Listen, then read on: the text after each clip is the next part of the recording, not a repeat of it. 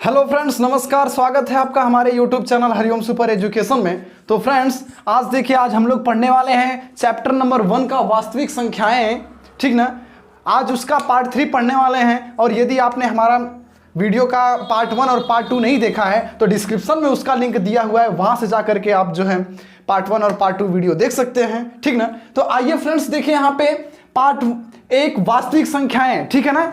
और उससे पहले यदि आपने हमारे चैनल को सब्सक्राइब नहीं किया है तो प्लीज़ उसे सब्सक्राइब कर दीजिए और बगल में जो बेल आइकन है उसे ज़रूर प्रेस करें, ताकि यहाँ से जो भी न्यू वीडियो हम अपलोड करें वो आप तक आसानी से मिले, ठीक है फ्रेंड्स। तो आइए देखिए, आज हम इसके कुछ क्वेश्चन करने वाले हैं जो हमारे एग्जाम में संभावित प्रश्न आने वाले हैं। कुछ आज हम उसी एग्जाम की तैयारी करा रहे हैं, उसी यूपी बोर्ड परीक्षा की तैयारी करवा रहे हैं फ्रेंड, ठीक है। तो आइए देखते हैं कुछ क्वेश्चन।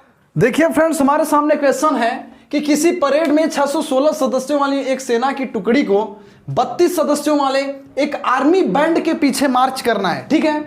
दोनों समूहों को समान संख्या वाले स्तंभों में मार्च करना है। अब देखिए, उन स्तंभों की अधिकतम संख्या क्या है जिसमें वे मार्च कर सकते हैं, ठीक है। तो यहां पे कैसे क्वेश्चन को हम पकड़ेंगे, देखिए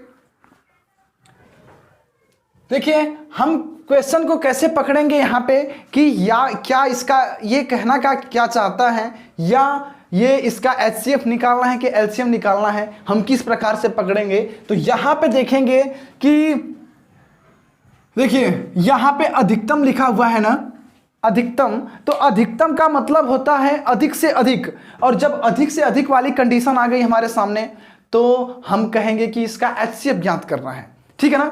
जब यहां पे कम से कम पूछेगा तो हमें एलसीएम ज्ञात करना है, और जब अधिक से अधिक पूछा इसका मतलब एचसीएफ ज्ञात करना है। एचसीएफ का मतलब मतलब महत्तम समापवर्तक, ठीक है। आइए देखिए, तो हम इसका कहने का तात्पर्य यह है कि 616 और 32 का हमें एचसीएफ निकाल देंगे तो जो भी उसका एचसीएफ आएगा वही इसका आंसर रहेगा फ्रेंड्स, ठीक है। आइए देखते हैं, कहेंगे 616 और यहां पे 32 का हम एचसीएफ निकाल देते हैं, मतलब मस, ठीक ना। और मस को ही महत्तम समापवर्तक कहते हैं। तो देखिए यहां पे क्या करेंगे, भाग दे दीजिए भाई, भाग विधि से लगा देते हैं। एक चीज याद रखिए फ्रेंड्स, एक चीज याद रखिए मेरे प्यारे भाइयों, कि जब कंडीशन दिया रहे कि हमें यूक्लिड विभाजन प्रमेयिका के अनुसार लगाना है तब हम लगाएंगे a बराबर BQ प्लस R, ठीक है ना। और यदि ये कंडीशन न दे तो आप काम कीजिएगा कि आप भाग विधि से ही लगा लीजिएगा, क्योंकि ये वाली विधि जो है थोड़ी सस्ती विधि होती है, ठीक ना। और हम आसानी से इसका एचसीएफ निकाल सकते हैं इस विधि से, ठीक है। तो देखिए यहाँ पे कहेंगे एक बार में भाग जाएगी, आ जाएगा 32। अब देखिए यहाँ से, अब 11 में से 2 गया 9, और यहाँ पे 5 में से 3 गया 2 बच गया, यहाँ पे 6 उतार लीजिए, ठीक है। अब देखिए कितने बार में जाएगी भाई, 9 बार में लेके जाइए। 9 दूनी 18, 1 9 3 27, 1 28, ठीक ना। देखिए 16 में से 8 गया 8। अब देखिए यहाँ पे 8 में से 8 गया 0, 2 में से 2 गया 0, यहाँ पे 8 आ गया। तो कहने का तात्पर्य यहाँ क्या, यहाँ पे जब शेषफल 8 बच गया, मतलब क्या r बराबर 0 हुआ। आप कहेंगे नहीं भाई, r बराबर 0 नहीं हुआ। अच्छा, तो अभी r बराबर जब 0 ना हो तब हमारा एचसीएफ नहीं निकल सकता। एचसीएफ तभी निकलेगा जब r का मतलब जब शेषफल हमारा 0 हो जाएगा फ्रेंड्स, ठीक है। आइए देखिए, तो हम क्या काम करते हैं, जब शेषफल बच जाता है तो शेषफल को बनाते हैं भाजक, और जो भाजक रहेगा उस भाजक को बनाएंगे यहाँ पे भाज्य, ठीक है। आइए देखिए, तो यहाँ पे इसको बना दिया हमने भाजक, और यहाँ पे जो लिखा गया है इसको बनाएंगे भाज्य। इसको यहाँ पे लिख देंगे, तो 8 चौक को 32। अब देखिए 2 में से 2 गया, 3 में से 3 गया, 0 0 आ गया। तो अब देखिए क्या है, हमारा जो r है 0 के बराबर आ गया। आप कहेंगे जी हाँ, 0 के बराबर तो आ गया। अब जब 0 के बराबर आ गए मेरे प्यारे भाइयों, तो इसका मतलब जो 0 करता है, या जब r बराबर 0 आ जाए तो यहाँ पे जो b बराबर रहता है, कहने का मतलब भाजक, वही इसका बन जाएगा एचसीएफ, वही इसका एचसीएफ निकल के आ जाएगा। मतलब कि एचसीएफ कितना निकल के आ गया, 8। एचसीएफ 8 निकल गया। ये भाई यहाँ पे 32 को इसी ने पूरा विभाजित किया है ना, 8 नहीं 4 बार में, ठीक है। तो जो विभाजित करता है और जो शेषफल को 0 करता है वही उसका एचसीएफ हो जाता है, और इसका एचसीएफ बराबर 8 निकल के आ गया। थोड़ा सा आगे आपको एक काम और करना है, ठीक है ना। देखिए एग्जाम में जब हम जाते हैं, हमें कॉपी जब लिखते हैं तो कॉपी उस ढंग से लिखना है कि हमें जब हमारी कॉपी एग्जामिनर के पास पहुंचे तो वो उससे काफ़ी इंप्रेस हो जाए। और इंप्रेस होने का तरीका ये है कि हम छोटे छोटे बातों का ख्याल रखेंगे, ध्यान रखेंगे, तो वो काफ़ी इंप्रेस होता है। जैसे मैं अब यहाँ पे 8 आ गया, इसको छोड़ करके आंसर लिख देंगे भाई, ठीक है, लेकिन एग्जामिनर को इंप्रेस करना है तो क्या करेंगे कि यहाँ पे जो थोड़ा सा लिखा गया है हम इसके सापेक्ष लिखेंगे। कहने का मतलब 8 है तो हम कहेंगे कि उन स्तंभों की अधिकतम संख्या 8 है जिसमें वे मार्च कर सकते हैं। नहीं तो आइए हम बता देते हैं, कहेंगे देखिए नीचे से कि उन स्तंभों की अधिकतम संख्या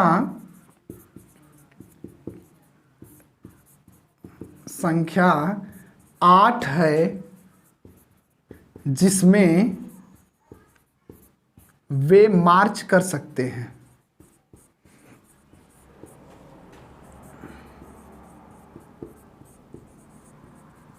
हो गया फ्रेंड्स। देखिए इस प्रकार से लिखेंगे कॉपी, तो एग्जामिनर के पास जब कॉपी पूछेगी तो वो आपका जब चेक करेगा तो पूरा सवाल के साथ यहाँ पे देखिए स्टेटमेंट भी लिखे हैं तो वो काफ़ी खुश हो जाएगा। ठीक है ना, ये तरीका होता है एक अच्छी तरह से लिखने का। ठीक है, चलिए अब आगे अगला क्वेश्चन देखते हैं। आई होप आप लोगों को समझ में आ रहा होगा, ठीक ना।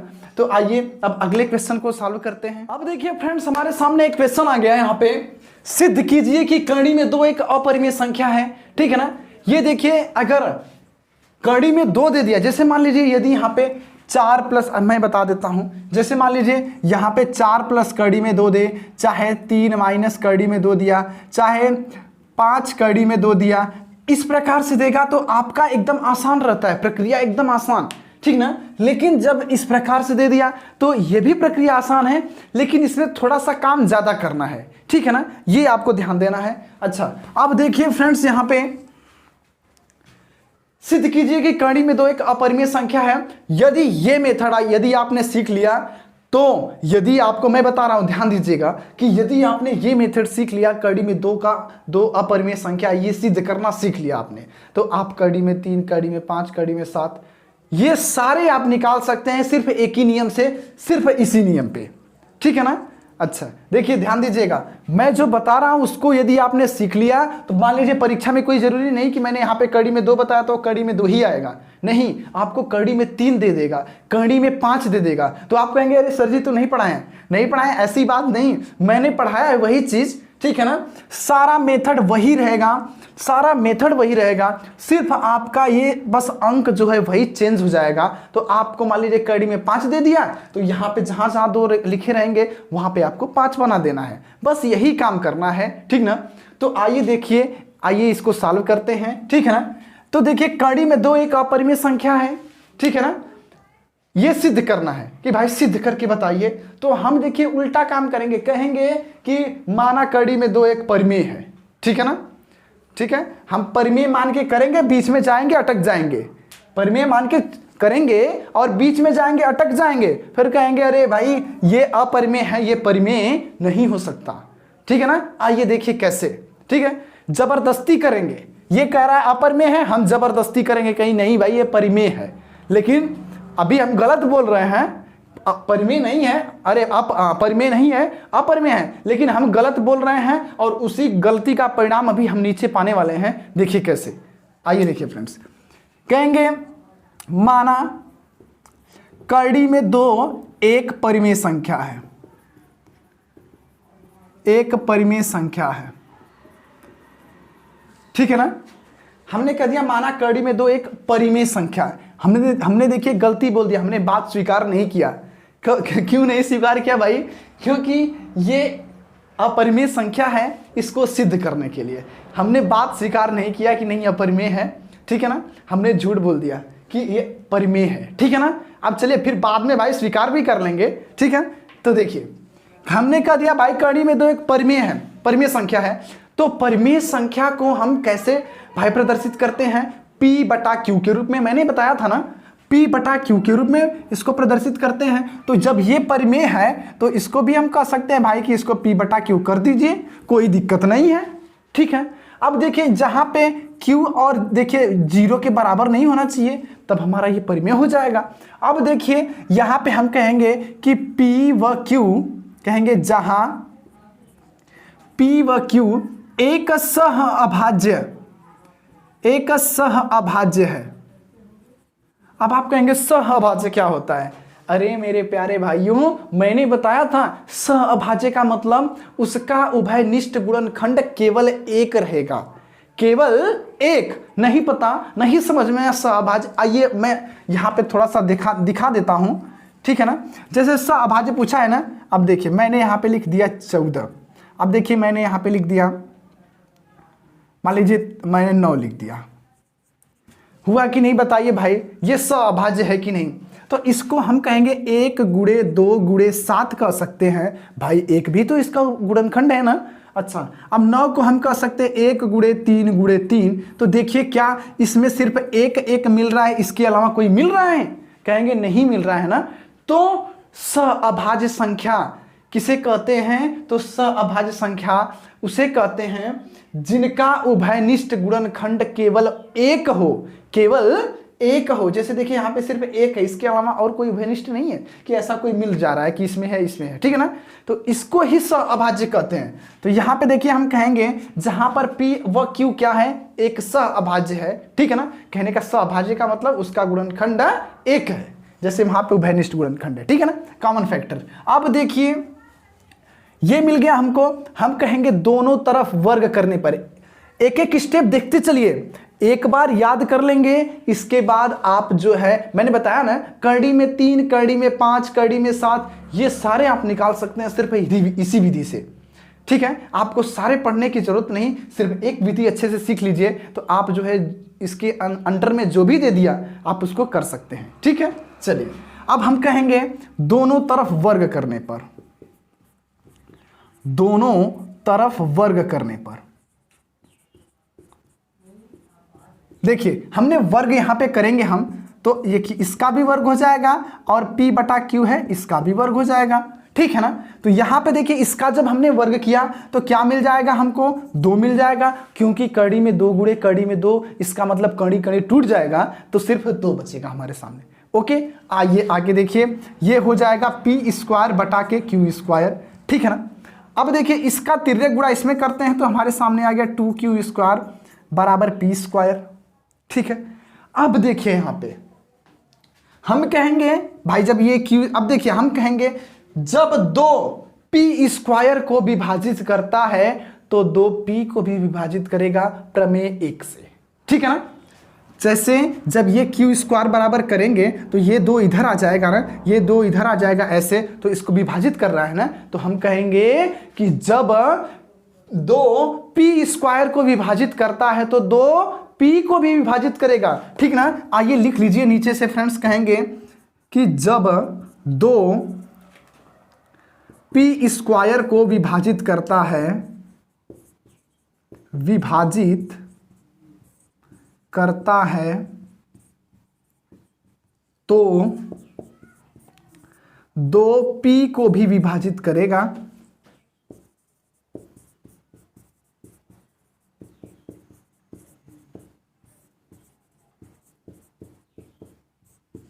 ठीक है। हो गया, प्रमेय 1 हमारा जो बोलता है उसी के अनुसार किया।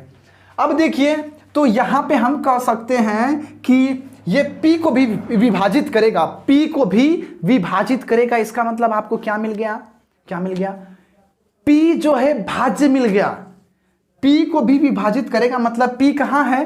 P यहाँ है, इसको भी विभाजित करेगा, ये भाज्य मिल गया ना। तो भाज्य को पता है कि यहाँ पे लिखते हैं तो P बराबर हमारे सामने आ जाएगा। अब देखिए ये 2 है ना, 2 उसको विभाजित कर रहा है, मतलब यहाँ पे 2 है, ये विभाजित कर रहा है, इसका मतलब ये जो 2 है ये हमारा बन गया B, ठीक है। और इसके बाद अब इसके आगे जो है कितनी बार में विभाजित कर रहा है हमको नहीं पता ना, तो उसको हम यम मान लेते हैं, हम कहेंगे इसको यम मान लेते हैं। तो हमारे सामने देखिए आ गया P बराबर 2m, P बराबर 2m निकल के आ गया, ठीक है। तो हम कहेंगे कि इसको देखिए यहाँ पे एक चीज, इसको समीकरण नंबर 1 मान लेंगे, तो कहेंगे कि समीकरण 1 में P बराबर 2m, रखने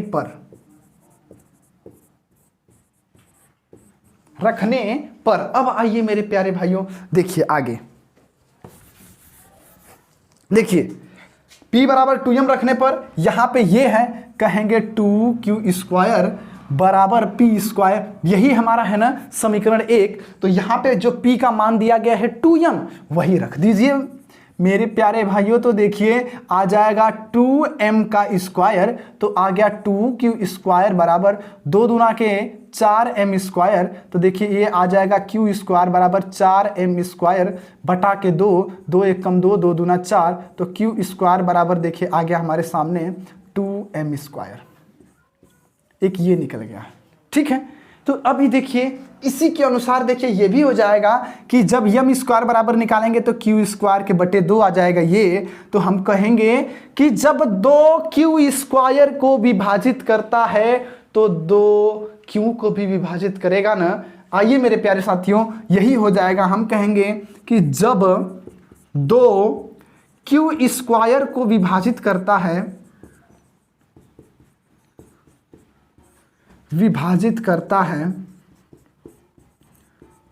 तो 2q को भी विभाजित करेगा।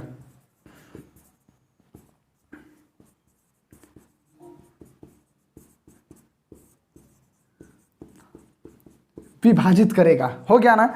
अब देखिए जब 2q² को विभाजित करता है तो 2q को भी विभाजित करेगा। अच्छा एक चीज यहां से आप कुछ देख रहे हैं कि यहाँ पे जो 2 है p को भी विभाजित कर रहा है, यहाँ पे ये 2 जो है q को भी विभाजित कर रहा है। इसका मतलब क्या मिला कि उभयनिष्ठ गुणनखंड हमको 2 मिल गया ना।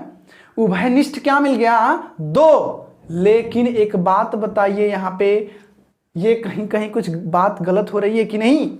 यहाँ पे हमने बोला है कि जब p व q एक सहअभाज्य है कि उसका सिर्फ केवल एक ही गुणनखंड है। एक का मतलब एक, भाई इसको जब भी गुणनखंड करेंगे तो एक से चालू करेंगे तो उसका केवल एक ही गुणनखंड है। लेकिन यहाँ पे क्या मिला हमको कि 2 भी गुणनखंड बता रहा है कि भाई इसमें ये q का भाई उभयनिष्ठ ये भी है, यहाँ पे p का ये भी 2 है, दोनों में 2 2 नजर आ रहा है। तो ये बात कहाँ हमारी सत्य हुई? ये कह रहा है सहअभाज्य है, लेकिन यहां से क्या नजर आ रहा है कि सत्य है? ये सहअभाज्य सत्य नजर आ रहा है? नहीं। क्यों? यहां पे क्यों हमको गलत दिखाई दे रहा है भाई? क्यों? क्योंकि हमने गलत बात कहा था, हमने गलत परिकल्पना किया था। यहां पे हमने गलत चीज ले लिया भाई कि कड़ी में 2 एक परिमेय संख्या है, ठीक है ना। हमने ये चीज गलत ले लिया था, तो उसको लिखेंगे, अपनी गलती अब सुधारेंगे। देखिए कैसे हम कहेंगे, यहां p व q का उभयनिष्ठ 2 है, परंतु p व q का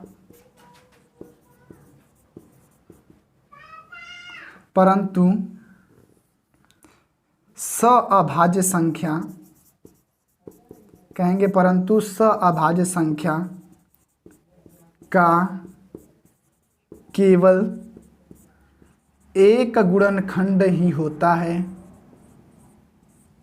केवल एक उभयनिष्ठ, केवल एक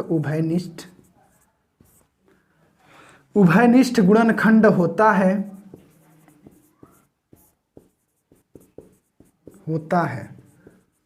कहेंगे यहां विरोधाभास उत्पन्न हो रहा है कि विरोध कर रहा है, ठीक है ना। कहेंगे यहां विरोधाभास उत्पन्न हो रहा है,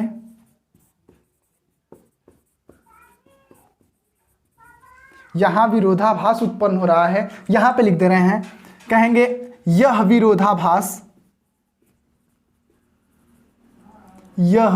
विरोधाभास हमारी गलत कल्पना के कारण उत्पन्न हुआ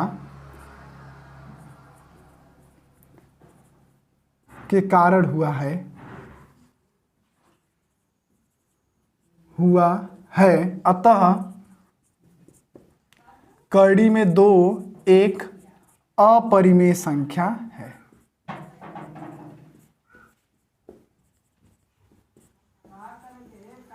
प्रूव्ड हो गया। जो बात कहनी थी वो बात देखिए सिद्ध हो गया हमारा, ठीक है ना। यहाँ पे देखिए हमने पहले कहा था कि भाई ये एक परिमेय संख्या है, लेकिन हमने गलत बोला था। ये बाद में आकर के हमने गलती स्वीकार कर लिया कि भाई नहीं, ये कड़ी में दो क्या है, एक अपरिमेय संख्या है, ठीक है ना। क्योंकि भाई इनकी बात मिल नहीं रही है। यहाँ पे हुआ कि P व Q अभाज्य है, इसका मतलब इसका गुणनखंड उभयनिष्ठ गुणनखंड सिर्फ एक रहेगा, लेकिन यहाँ पे देखने पे पता चला कि इसका 2 भी उभयनिष्ठ मिल रहा है। इसका मतलब ये बात पूरी तरह से ये मिली नहीं, ठीक है ना। इसलिए हम कहेंगे यहाँ पे विरोधाभास उत्पन्न हो रहा है, यहाँ पे कुछ और बोल रहा है और यहाँ पे कुछ और बोल रहा है, इसका मतलब विरोध उत्पन्न हो रहा है ना। इसलिए कहेंगे यह विरोधाभास क्यों उत्पन्न हुआ, हमारी गलत कल्पना के कारण हुआ। अतः कड़ी में 2 एक अपरिमेय संख्या है, ठीक है ना। चलिए मेरे प्यारे भाइयों आगे बढ़ते हैं अपने नेक्स्ट क्वेश्चन की तरफ। अब देखिए फ्रेंड्स, हमारे सामने क्वेश्चन है कि यदि 241 बटा के 4000 बराबर 241 बटा के 2 के पावर m गुणे 5 के पावर n, तो m और n का मान ज्ञात करना है, ठीक है ना। और देखिए बिना भाग की प्रक्रिया किए बिना, मतलब बिना भाग लगाए इनका दशमलव भी प्रसार निकालना है, उसको दशमलव में भी चेंज करना है, ठीक है ना। आइए देखिए कैसे करेंगे। यहां पे देखिए दिया गया है 241 बटा के 4000 बराबर 241 बटा के 2 के पावर m गुणे 5 के पावर n, यही ना। तो इस 4000 को हम यहाँ पे तोड़ते हैं एक अभाज्य गुणनखंड के रूप में, ठीक है ना। तो आइए देखिए क्या मिलता है हमको। यहाँ पे हमने 4000 लिख दिया, 2 दूना के 4, अब फिर 2 से काटे 2 एक कम 2, फिर 2 से 2 पचे 10, फिर 2 से 250 दूना 500 होता है, और यहाँ फिर 2 से तो 2 एक कम 2, 2 दूना 4, 2 पचे 10, फिर 5 से काटेंगे तो देखिए 5 दूना 10, 5 पचे 25, 5 पचे 25 और 5 एक कम 5 मिल गया हमको। कहने का तात्पर्य यहाँ पे देखिए इसको हम लिख सकते हैं इस प्रकार से कि 241 बटा के 4000 को क्या लिख सकते हैं, 2 कितना है देखिए 1 2 3 4 5, 2 कितना है 5 है ना। तो कहेंगे 2 के पावर 5 गुणे 1 2 3, 5 कितना है 3 है, तो इसको लिख सकते हैं 5 के पावर 3। तो यहाँ से देखिए हमको मिल गया 241 बटा के 2 के पावर m गुणे 5 के पावर n। यहाँ पे एक चीज़ देखिए, जब यहाँ पे हम तुलना कर रहे हैं तो हमको क्या मिला, 2 के पावर 5 2 के पावर m गुणे 5 के पावर 3 5 के पावर n। यहाँ पे जो लिखा गया है अंक देखिए 2 है तो 2 है, 5 है तो 5 है। जब बराबर रहें तो ऊपर की जो घात होती है वो भी बराबर हो जाती है, ठीक है ना। जब हमारा यहाँ पे जो अंक लिखा है यदि वह अंक बराबर है तो ऊपर की संख्या, अरे ऊपर का जो घात होता है वो भी बराबर हो जाता है। इसका कहने का तात्पर्य यम के बराबर 5 हो जाएगा और n के बराबर 3 हो जाएगा। तो हमारा निकल के आ गया m बराबर 5 और n बराबर 3। अब देखिए एक चीज़ हमारे सामने एक और समस्या है, उसको सॉल्व करते हैं कि 241 बटा के 4000 दिया है। अब हमको कह रहा है कि भागोग ना कीजिए, इसमें कह रहा है कि भागोग नहीं, बस ऐसे बिना भाग दिए ही बता दीजिए हमको ना, भाग नहीं लगाना है। अच्छा तो बिना भाग लगाए कैसे कर सकते हैं भाई, यहाँ पे इसको एकदम आसान बनाएंगे। आसान कैसे बनेगा कि जब यहाँ पे इस टर्म में रहेगा इस तरह से, इस टर्म में कितना भी लंबा रहेगा संख्या उसको हम आसानी से देखिए हम दशमलव प्रसार में व्यक्त कर सकते हैं। तो हम भी इसको इस प्रकार से बनाएंगे। तो यहाँ पे कैसे बन सकता है कि जब यहाँ पे 4 है तो मान लीजिए 25 का इसमें गुणा कर देंगे तो 25 चौको 100 और इस प्रकार से बन जाएगा ना। तो आइए मेरे प्यारे भाइयों देखिए करते हैं।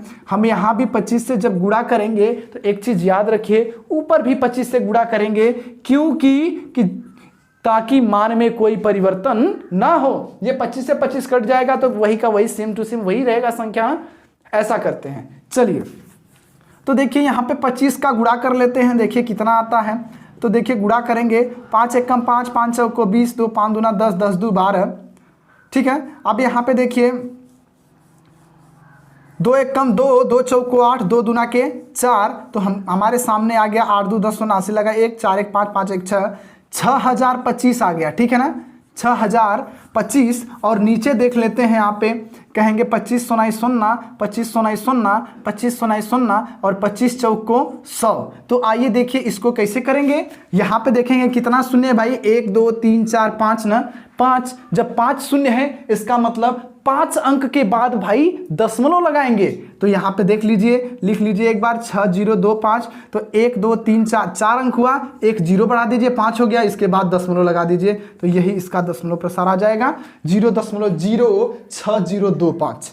ठीक है, चलिए बहुत अच्छा, आई होप आप लोगों को समझ में आया होगा। तो चलिए बढ़ते हैं अपने नेक्स्ट क्वेश्चन की तरफ। अब देखिए फ्रेंड्स, यहाँ पे एक क्वेश्चन हमारे सामने, सिद्ध कीजिए कि 7 कड़ी में 5 एक अपरिमेय संख्या है। ठीक है, तो देखिए यहाँ पे ये प्रश्न देखिए हमारा 2020 में मिला था हमको, ठीक है ना, तो ये हम बता देना चाहते हैं। तो 7 कड़ी में 5, देखिए एक चीज यहाँ पे एकदम आसान क्या हो जाता है, जब कड़ी में 5 रहे और उसके आगे या प्लस में, माइनस में या गुणे में या भाग में कोई हमको संख्या या अंक कोई मिल जाता है तो हमारा काम एकदम आसान हो जाता है, सारा झंझट खत्म। ठीक है ना, एकदम आसानी के साथ इसको कर सकते हैं। ठीक है ना, इस प्रकार से जब कोई क्वेश्चन रहे, आप याद रखिए कि जब कड़ी में, ठीक है ना, कड़ी में यदि कोई संख्या दिया रहेगा और उसके आगे कोई संख्या या कोई अंक जो है यदि प्लस में, माइनस में या गुणे में या भाग के रूप में रहेगा, तो उसको देखिए हम इसी मेथड के अनुसार सारा सॉल्व करेंगे। ठीक है ना, चलिए देखिए कैसे। हम कहेंगे कि अब देखिए वही वाली बात फिर से हो गई जो हमने उसमें कहा था, ये कह रहा है कि सिद्ध कीजिए कि अपरिमेय है, हम कहेंगे भाई ये परिमेय है। ठीक है ना, चलिए बाद में फिर मान भी जाएंगे। ठीक है, कहेंगे माना 7 कड़ी में 5 एक परिमेय संख्या है, एक परिमेय संख्या है। ठीक है ना, तो देखिए जब परिमेय संख्या है तो इसको हम ऐसे लिख सकते हैं P बटा के Q के रूप में। कहेंगे जहां P व Q एक सहअभाज्य है, एक सहअभाज्य है।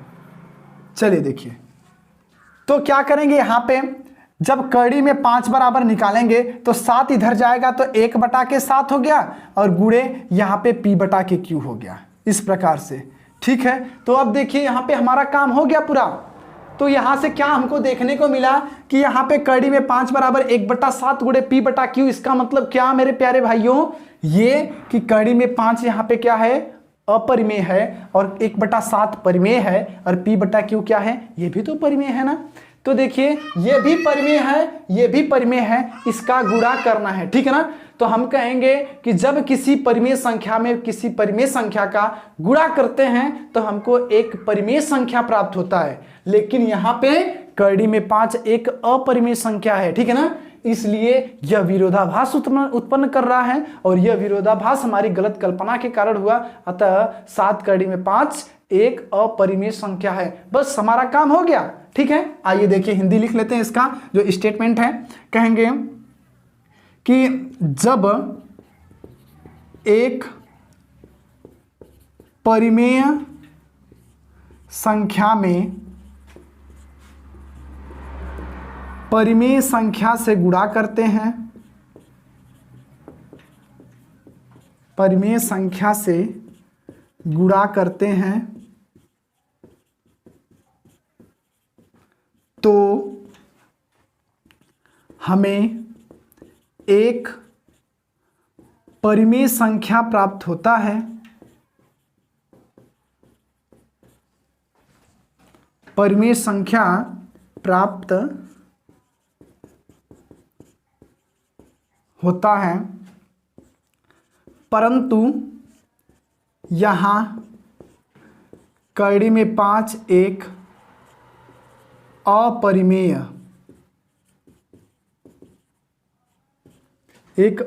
संख्या है। यहाँ विरोधाभास उत्पन्न हो रहा है, यहाँ विरोधाभास उत्पन्न हो रहा है।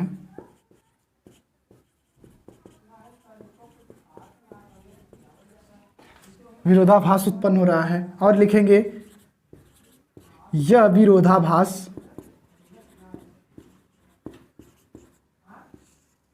हमारी गलत कल्पना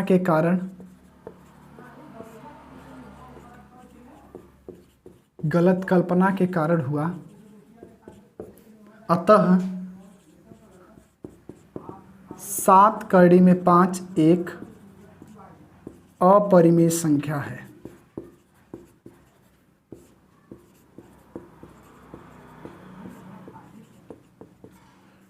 प्रूव्ड। ये इतना काम करना होगा फ्रेंड्स, ठीक है। तो आज के लिए इतना ही। आई होप आप लोगों को अच्छे से समझ में आया होगा। अब देखिए, ये जो चैप्टर है, चैप्टर नंबर 1 यहीं पे एंड होता है, और हम अगली वीडियो में आपके लिए लेके आएंगे चैप्टर नंबर 2, 2 चर वाले रैखिक समीकरण लेके आएंगे। और देखिए, उसको भी बड़े ही शानदार तरीके से, बड़े ही आसानी पूर्वक उसको भी सॉल्व करेंगे, और उसमें बढ़िया बढ़िया क्वेश्चन लेके आएंगे जो कि परीक्षा में जो पूछे गए हैं, हम उन्हीं क्वेश्चन को सॉल्व करेंगे। बाकी पेड़ से उसको बाकी देख लीजिएगा, लेकिन जो प्रश्न हम बता रहे हैं उसको आप लोग जो है बड़े ही गौर के साथ उसको आप लोग बहुत अच्छे से पढ़िएगा, ठीक है, क्योंकि ये संभावित प्रश्न आपको एग्जाम में देखने को मिलेगा, ठीक है। चलिए, वेरी गुड। तो अब देखिए फ्रेंड्स, आज के लिए इतना ही। अगली वीडियो आपके सामने जरूर प्रस्तुत करेंगे। और तो आज के लिए इतना ही, और फिर मिलेंगे आगे। तो नमस्कार, बाय बाय, गुड बाय, जय हिंद।